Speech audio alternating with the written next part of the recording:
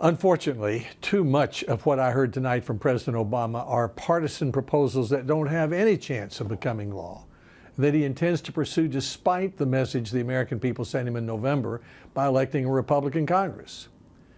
We need to hear more about proposals that Congress might actually work on with the president to expand free trade so we can sell more Tennessee products overseas, simplify student aid forms so more community college students can take advantage of Tennessee Promise. I'd like to hear more about preventing cyber attacks and fixing No Child Left Behind. I'd like to hear him talk more about 21st century cures, helping to get treatments and medical devices and medicines through the Food and Drug Administration more rapidly, which would help virtually all Americans. This is something that both Republicans in Congress and the president believe is important. There are plenty of opportunities, if the president really wants to work with the Republican majority in Congress to get things done that the American people want done.